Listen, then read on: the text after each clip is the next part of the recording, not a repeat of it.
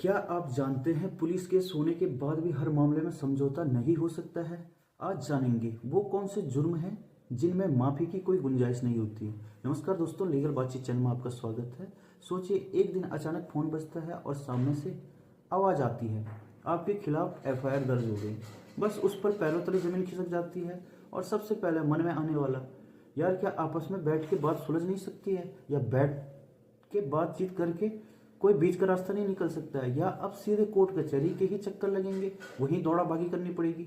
बस यहीं से शुरू होता है पूरा खेल, और वो खेल है सिर्फ दो शब्दों का दोस्तों, कंपाउंडेबल और नॉन कंपाउंडेबल ऑफेंस का। कौन सा केस समझौते से खत्म हो सकता है और कौन सा केस आपकी लाख कोशिशों के बाद भी चलता ही रहेगा, रुकने का नाम नहीं लेगा। सबसे पहले बात करते हैं कंपाउंडेबल ऑफेंस की, यानी समझौता योग्य अपराध, आपसी रजामंदी से सुलझाया जा सकने वाला मामला। मतलब नए कानून बीएनएसएस की धारा 359 इसी तरह के मामलों की बात करती है दोस्तों। ये वो केस होते हैं जो ज्यादातर दो लोगों के बीच के निजी झगड़ा होते हैं, जिससे पूरे समाज को कोई बड़ा खतरा नहीं होता है। यहाँ अगर पीड़ित चाहे तो वो आरोपी को माफ कर सकता है और केस को वहीं रफा दफा करके खत्म कर सकता है।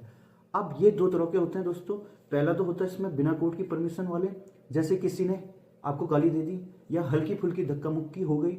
ऐसे मामलों को आप दोनों लिख कर दे सकते हैं, या तो पंचायत में या कहीं किसी थाने चौकी में।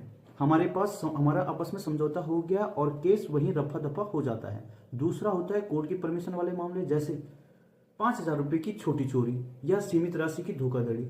यहाँ समझौता तो हो जाता है, लेकिन आखिरी फैसला जज साहब का होता है। कोर्ट ये देखती है कि कहीं किसी पर दबाव तो नहीं डाला गया है, कहीं जबरदस्ती तो नहीं करवाई गई है। अगर कोर्ट को सब सही लगा तो जज साहब केस बंद कर देते हैं, फाइल वहीं खत्म हो जाती है। यहाँ एक बात जरूरी समझ लीजिए दोस्तों, चोरी के हर मामले में समझौता नहीं हो सकता है। चोरी में समझौता तभी संभव है जब चोरी की गई संपत्ति की कीमत बीएनएसएस के नियमों के अनुसार एक निश्चित सीमा के अंदर हो। अगर संपत्ति या रकम ज्यादा हुई तो वही मामला नॉन कंपाउंडेबल बन सकता है। अब आते हैं असली और जरूरी हिस्से पे दोस्तों, यानी कि नॉन कंपाउंडेबल ऑफेंस पर, यानी गैर समझौता योग्य अपराध। वो मामला जिस पे चाहकर भी समझौता नहीं हो सकता है। गांठ बांधने वाली बात है दोस्तों। चाहे पीड़ित खुद कोर्ट में आकर कह दे, मुझे कोई शिकायत नहीं है, इसे छोड़ दीजिए, माफ कर दीजिए, फिर भी केस खत्म नहीं होगा। क्यों? क्योंकि कानून मानता है ये अपराध सिर्फ किसी एक इंसान के खिलाफ नहीं बल्कि पूरे समाज के खिलाफ है। इन मामलों में सरकार खुद केस लड़ती है, जैसे हत्या हो गई, दुष्कर्म हो गया या किडनैपिंग हो गई। इनमें समझौता करना कानूनन मना है। यह ट्रायल फेस करना ही पड़ेगा दोस्तों।